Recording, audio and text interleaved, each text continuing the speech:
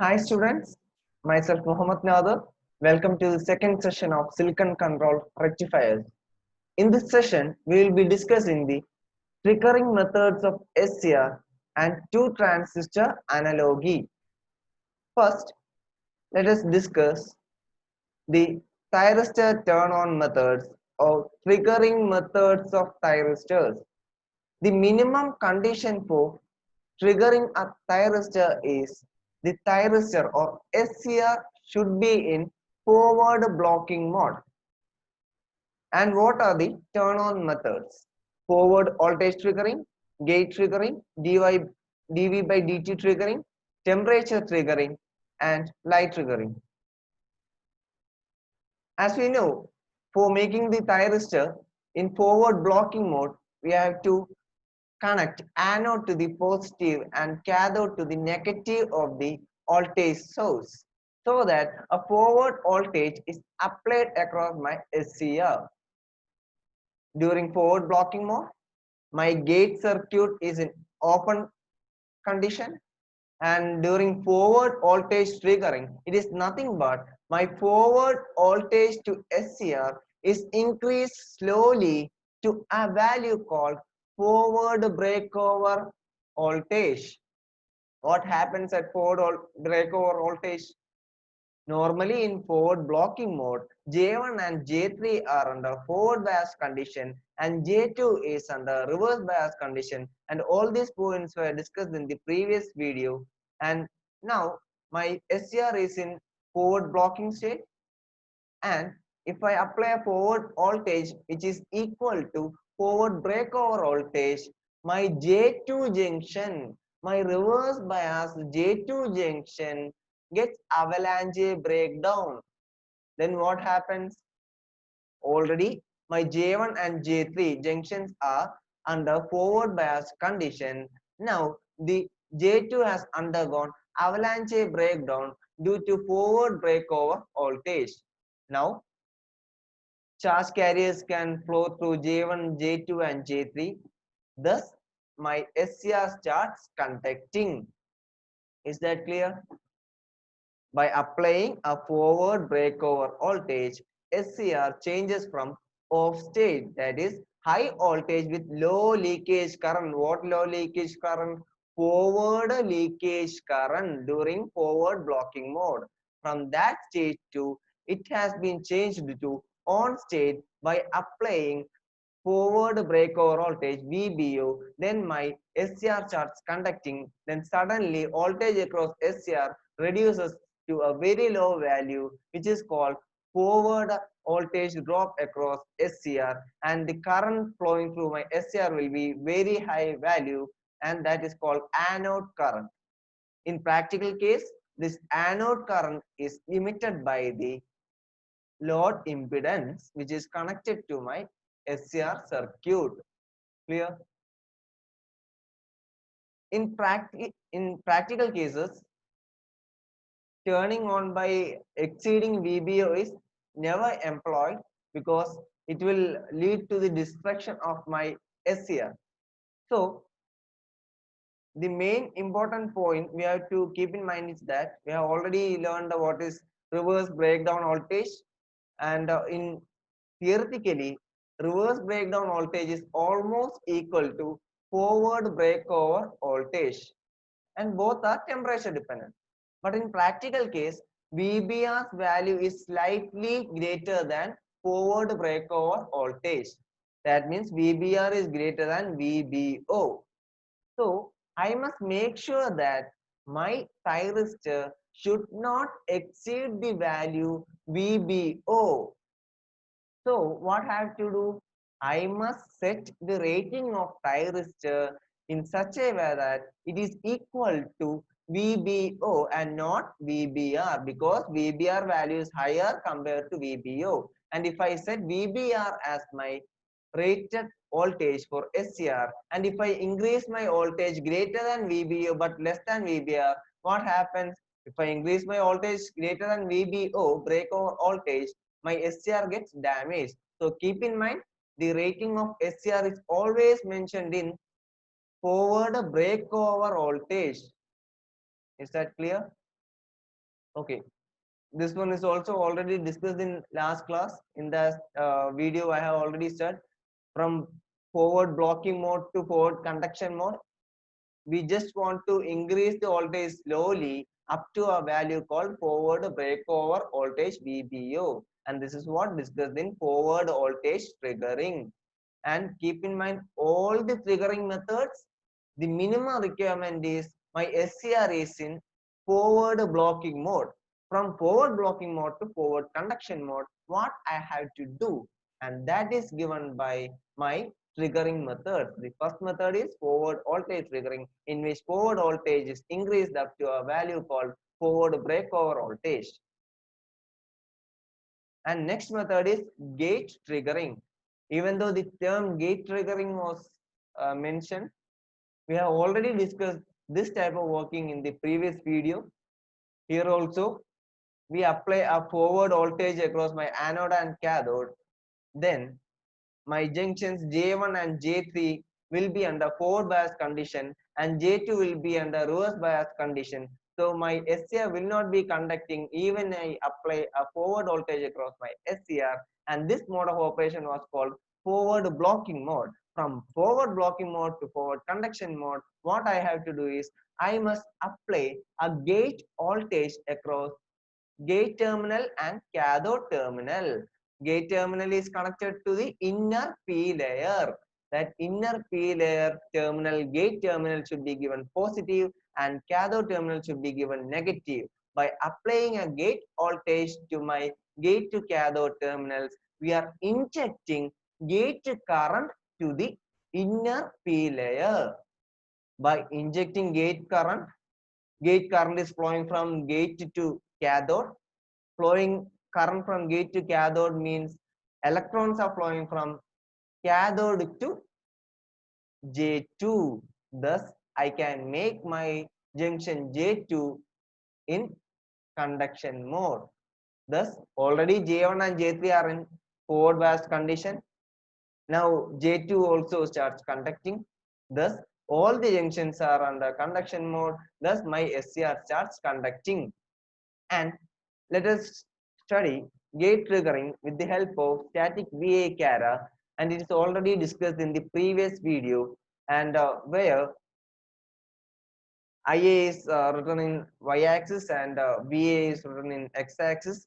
If I apply a forward voltage across my SCR without applying any gate voltage, the gate circuit switch is in on-off position. And if I apply a forward voltage, if I go on increasing the forward voltage at a point called VBO, forward breakover voltage, my J2 gets avalanche breakdown and my SCR starts conducting. That was discussed in voltage triggering method. And in case of gate triggering, I will apply a gate current to my gate terminal before my forward voltage reaches the VBO. That means consider a voltage, forward voltage V1, which is less than VBO. At point V1, I apply a gate current which is having a value greater than 0 and it will be in milliampere.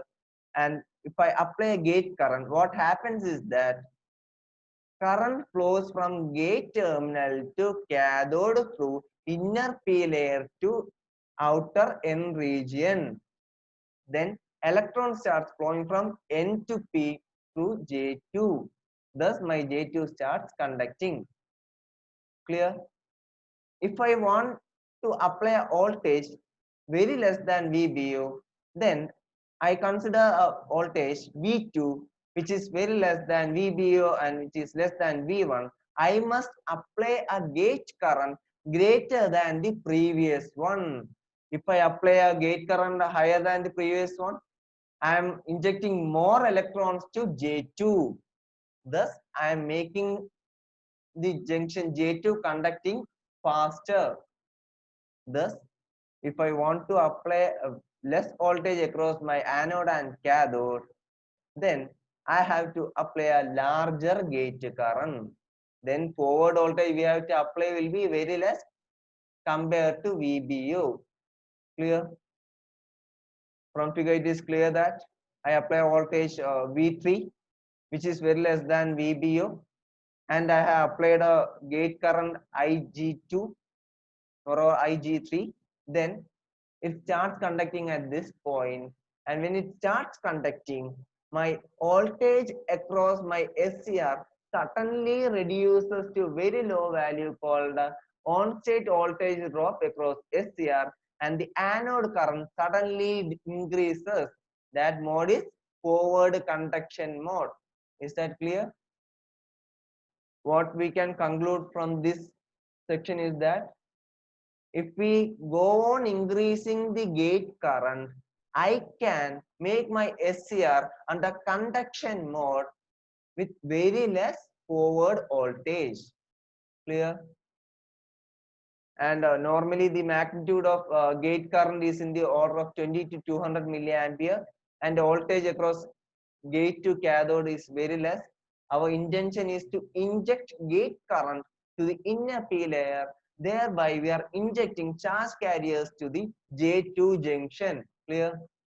Here also you can see a two currents IL and IH. This is latching current and holding current, and we are going into those topics now. What is latching current and holding current? And whenever I trigger my SCR with the help of a gate pulse, my SCR starts conducting. When it starts conducting, my gate pulse do not have any role on the SCR. That means when my SCR starts conducting, J1, J2 and J3 are under conduction mode, and all the current, anode current is flowing from anode to cathode, it acts as a closed switch. Then my gate voltage or gate current do not have any role on my SCR. Even if I remove gate current, it will undergo in conduction mode. But there is a small condition. I apply a forward voltage across my anode and cathode. My SCR is under forward blocking mode. Then I inject a gate current, or I apply a gate voltage across gate and cathode. Then my SCR starts conducting. Keep in mind, you should remove the gate current only after my anode current reaches a particular value called latching current. Only after reaching latching current, I should remove my gate current so that my SCR will continue in the conduction mode. Hope it's clear for you. If I remove my gate current before my anode current reaching the latching current value, then what happens? My SCR will go back to the forward blocking mode or off mode. It will come back to turn off condition again. I think it's clear for you. In order to turn on my thyristor permanently, I must apply a forward voltage across anode and cathode. Then I must inject gate current to my thyristor inner P layer. And I must remove the gate current only after my anode current reaches a minimum value called latching current. Only after then I should remove my gate current so that my SCR will continue in conduction mode. If not, if we remove the gate current before the anode current reaching the latching current value, then my thyristor will go back to off state. Off state means in forward blocking mode. Now let us have a look on the latching current definition. Latching current is defined as the minimum value of anode current which it must attain during turn on process. If I wish to turn on my SCR, keep in mind, apply gate current till my anode current reaches the latching current value. Latching current is the value of anode current till it reaches latching current. We should not remove the gate current so that my SCR will be in conduction mode, and it must attain during turn on process to maintain conduction even after gate signal is removed. So latching current is associated with turn on process. We want to turn on the, if we want to turn on the SCR for permanently, I must remove the gate current only after the anode current reaches a particular value called a latching current. So to continue in conduction mode, whenever I apply a gate current or gate pulse, keep in mind gate pulse should be, the width of the gate pulse should be selected in such a way that it ends only after, or gate pulse stops only after my anode current reaches latching current value. I hope it's clear for you. Now it's holding current. Holding current is nothing but when SCR starts conducting, gate has no role on it. As I said before, when my anode current reaches latching current, even if I remove my gate current also, my SCR will continue in the conduction mode.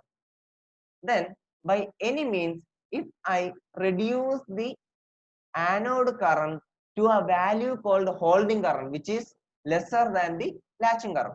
If I reduce the anode current to a value called holding current, and still I reduce my anode current to below the holding current, my SCR gets turned off. Again, if I want to turn off my SCR, the first step I have to do is that I must reduce my anode current by any means, by removing the forward voltage and by varying other parameters in the circuit. I will reduce my anode current to a value less than a value called a holding current. Then my thyristor will go back to turn off condition. So holding current is associated with turning off process or turn off process. And keep in mind, latching current is having higher value compared to holding current. Now let's have a look on the definition of holding current. Holding current is defined as the minimum value of anode current. Minimum value of anode current for what? Below which it must fall for turning off the thyristor. The holding current is the value of anode current below which it must fall to turn off my thyristor. That means it is the very low value. In practical case, it is very near to 0 ampere, and it's all about talking about milliamps, a very small value. And we will go into detail in further next session. And keep in mind, latching current is a higher value compared to holding current. Now come back to the CARA. See,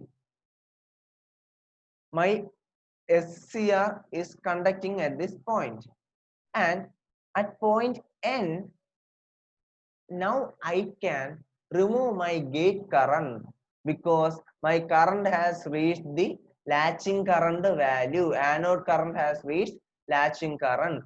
So it continue in conduction mode. Even if I remove gate current at this point, my SCR will continue in conduction mode. And by any means, if I reduce my anode current to a value called the holding current, which is very less compared to latching current, then my SCR will come back to turn off position.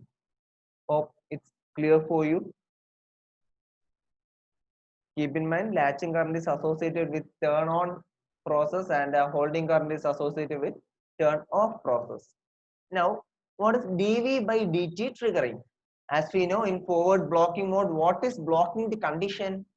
Blocking the conduction? J2 junction. The reverse biased J2 junction is actually blocking the conduction of my SCR during forward blocking mode. That J2 junction is acting like a capacitor. It has the characteristics of a capacitor.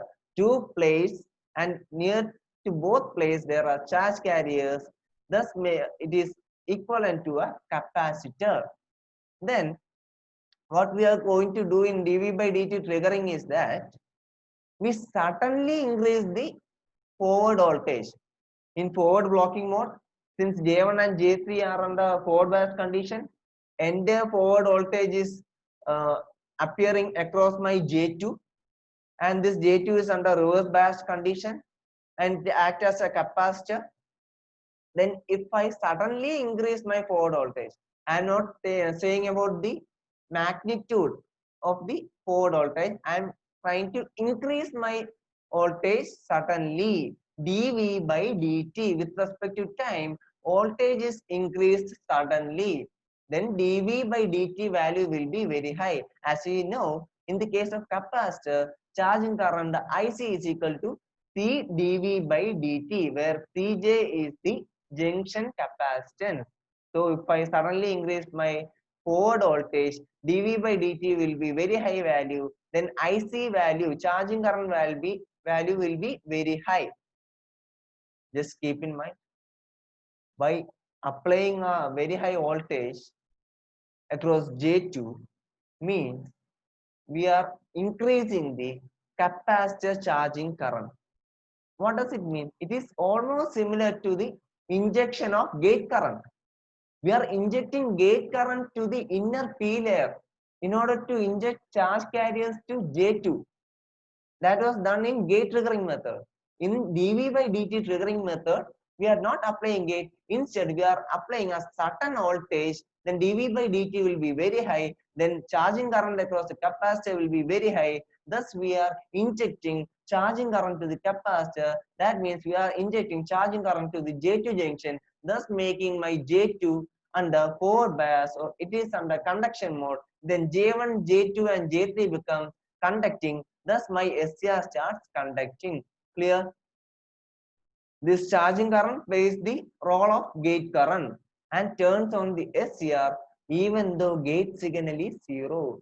Even if we don't apply any gate signal to this circuit, if I apply a voltage, I'm not talking about the value of anode voltage, not value of forward voltage. I am saying about the increase in the value of forward voltage.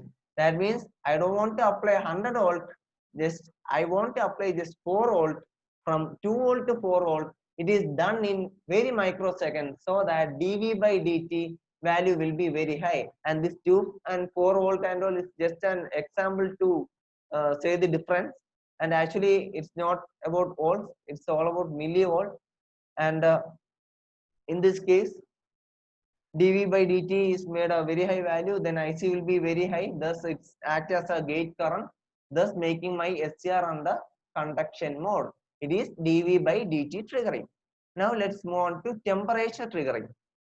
Temperature triggering or thermal triggering. In all this triggering method, the main condition is that my SCR is under forward blocking mode. When I increase my forward voltage, what happens is that voltage across J2 and also the leakage current also would rise the temperature of the junction 2 by applying a forward voltage. And if I move on increasing the forward voltage, since J1 and J3 are under forward bias condition, we have J2 which is under reverse bias condition. So entire voltage applied will be coming across J2, and if we increase the forward voltage across J2 increases, then leakage current also increases. Increasing the leakage current means it will increase the junction temperature. Increasing the junction temperature means width of the junction or width of the depletion layer increases, and it leads to more leakage current, and again leakage current will increase the temperature. Thus it makes a cumulative process, so that due to the increase in temperature, my J2 junction becomes disappeared, thus my SCR starts conducting. Clear? And it was the temperature triggering method. Next, light triggering method. In light triggering methods, what we are uh, doing is that the inner P layer, we will make a small recess in the inner P layer. Okay, and now SCR is under forward blocking mode, and we don't have any gate signal to apply. In this condition, I have a recess in P layer, inner P layer. Then if I apply a light of higher intensity to this recess, what happens? My charge carriers gets energy from the light and it gets excited and it starts moving to J2 junction and my J2 starts conducting. Thus my SCR starts conducting by applying light of higher intensity or radiation of higher intensity to recess in the inner P layer. We can make my SCR into conduction mode. Also keep in mind, such SCRs are called light activated SCRs, LASCR, and LASCR can be operated along with gate signal also. In that cases, if we are able to apply gate signal, light intensity required to trigger my SCR will be less because we are applying a small gate signal also. So gate signal required to trigger will be also less. So it will be LASCR can be operated either by light alone or radiation alone, or using gate signal alone, or by the combination of gate signal and of light of higher intensity. Clear?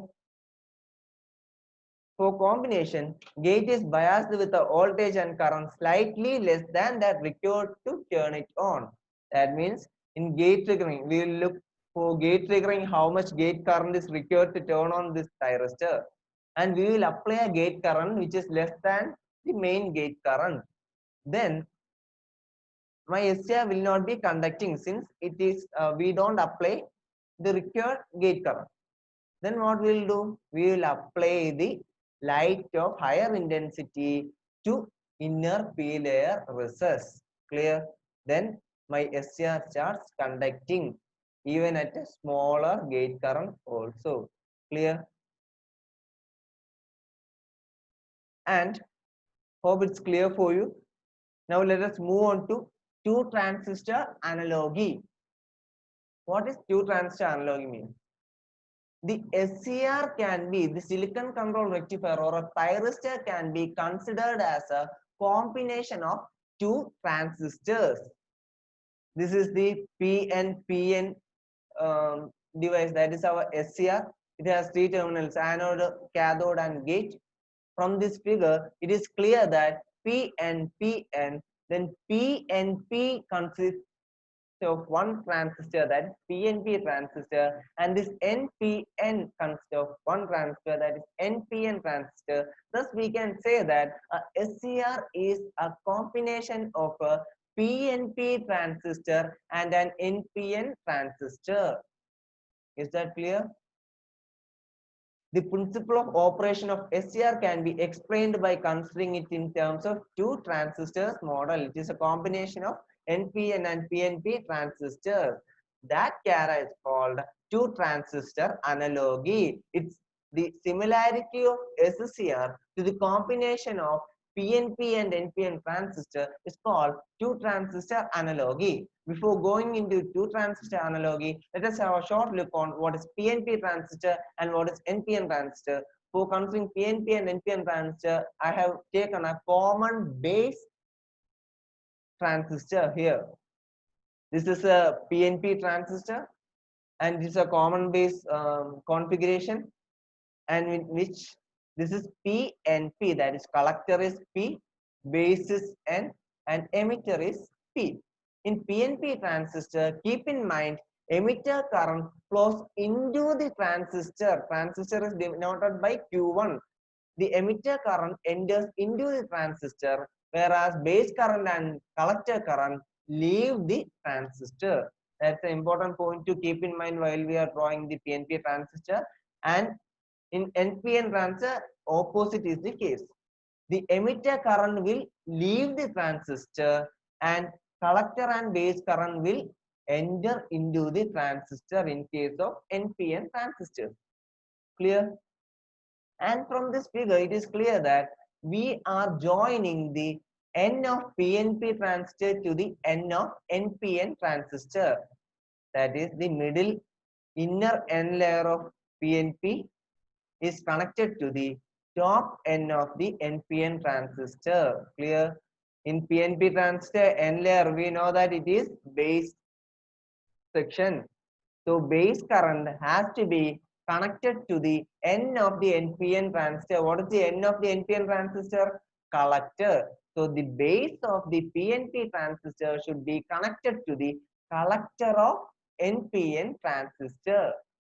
So in order to understand the figure properly, I have just redrawn my PNP transistor in this way, so that base current flows from transistor to right side. Here also PNP transistor, emitter current is entering into the transistor and collector current is leaving the transistor and base current is leaving the transistor, that is PNP transistor. Clear? Now, as I said before, the base of the PNP should be connected to the collector of the NPN transistor that I have connected. Base, that means N of the PNP is connected to the outer N of the NPN, that is the collector. Clear? Similarly, in this case also, the P of the PNP transistor has to be connected to the P of the NPN transistor. That is, P means the collector of PNP transistor is connected to the base of the NPN transistor. So whenever you consider two transistor analogy, keep in mind wherever you see a collector, connect it to the base of the other transistor. The base of the PNP transistor is connected to the collector. Similarly, the collector of the PNP transistor is connected to the base of the NPN transistor. It is as simple as that. It is very easy to understand. So from this figure itself, we can analyze that the base current of first transistor, that is IB1, is equal to the collector current of second transistor, that is NPN transistor IC2. So IB1 is equal to IC2. Clear? As we know, why we have chosen gate terminal to connect it to this P and this P? Because here gate is connected to the P of the PNP and P of the NPN. So this P layer should be connected to gate terminal. So we connect a gate terminal to the P of both the transistors.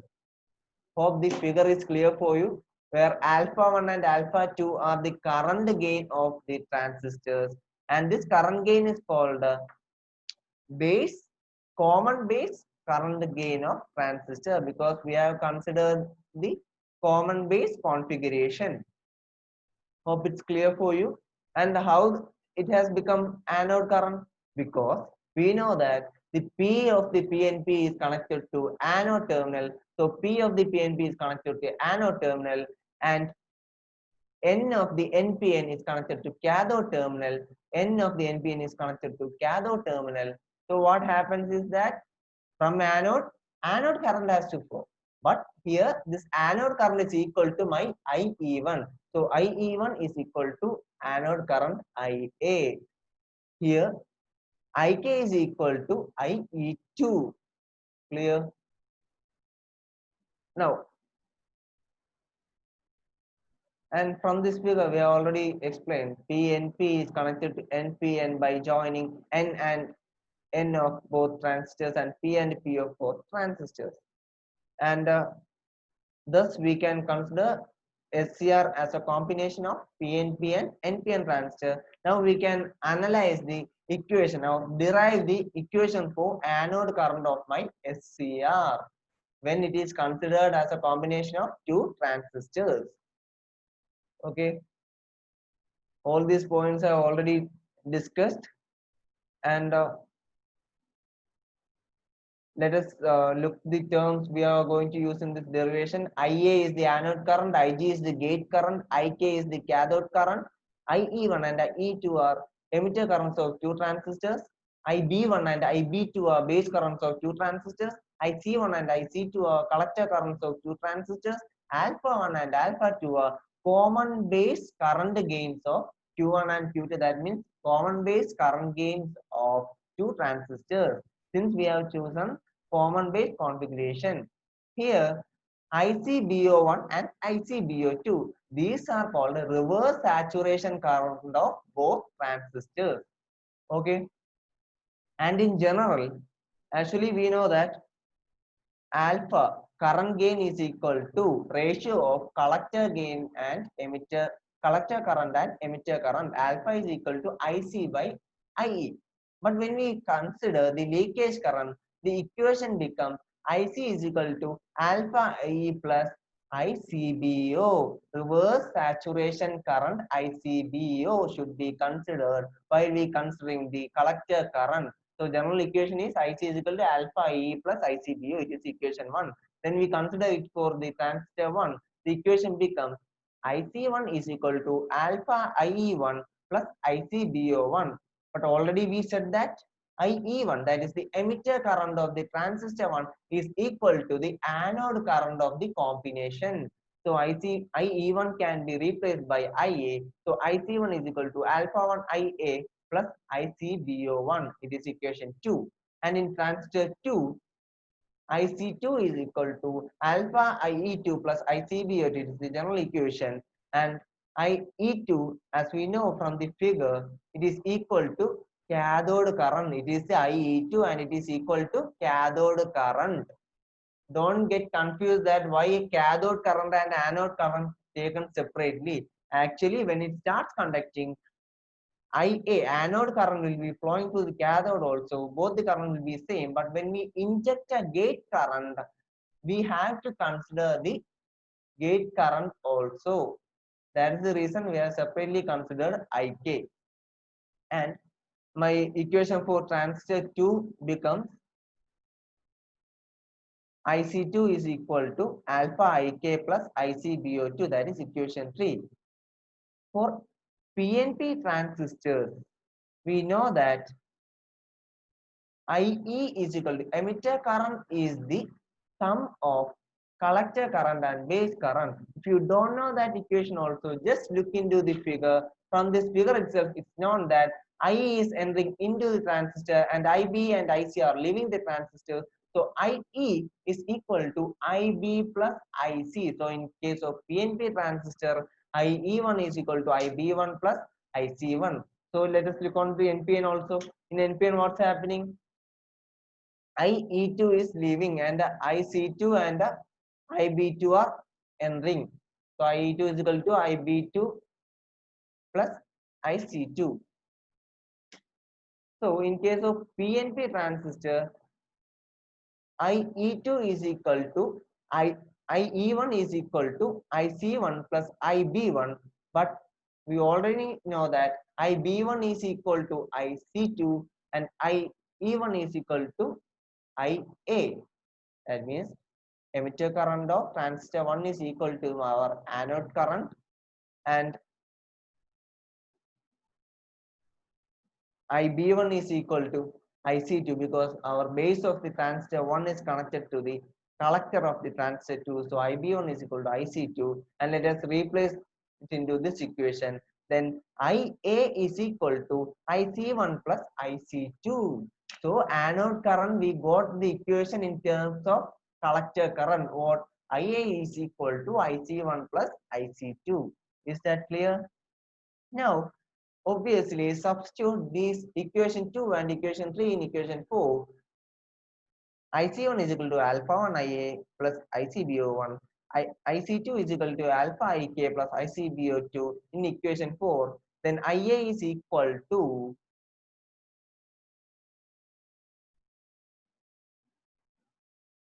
IA becomes, okay, substitute equation 2 and 3 in 4.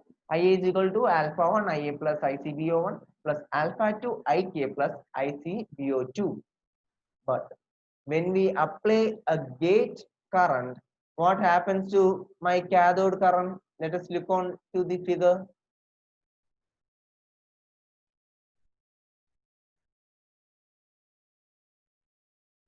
Okay.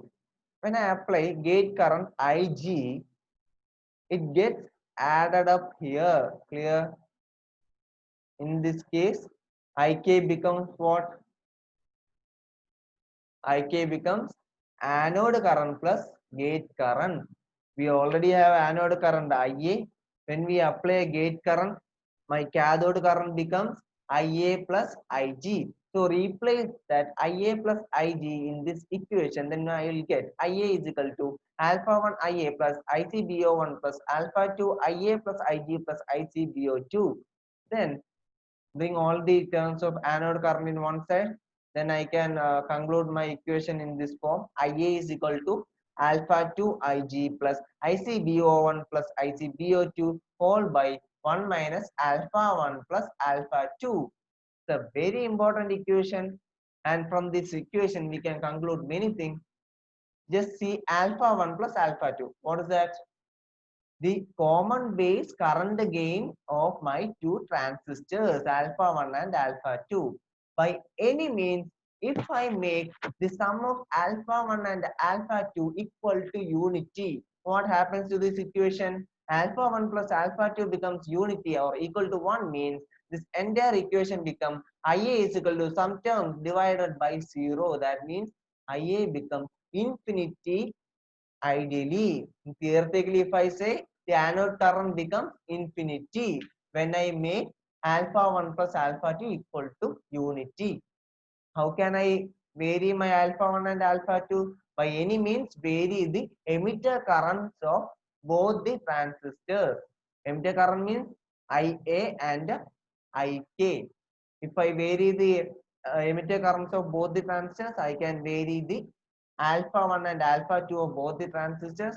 And if I vary both in such a way that alpha 1 plus alpha 2 has reached a value near to unity, means Ia becomes very high value, theoretically saying equal to infinity, then my SCR starts conducting.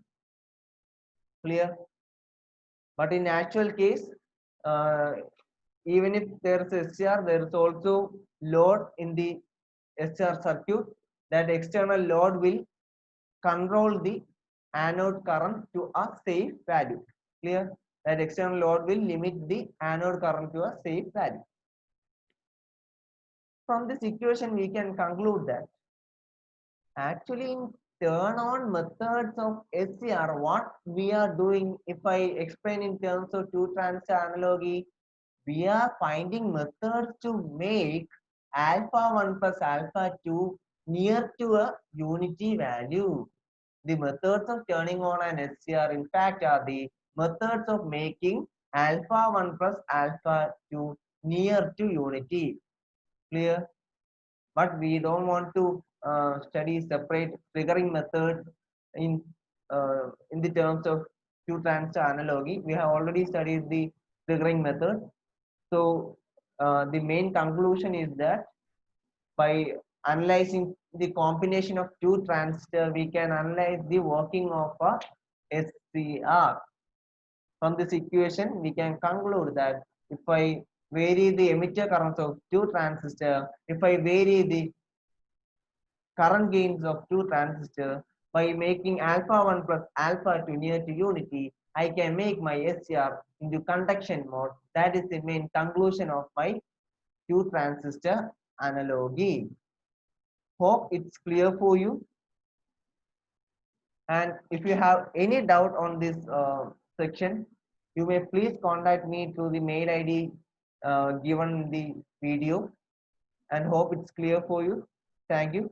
And in next video, we will be discussing the dynamic era or switching era of thyristors. Thank you.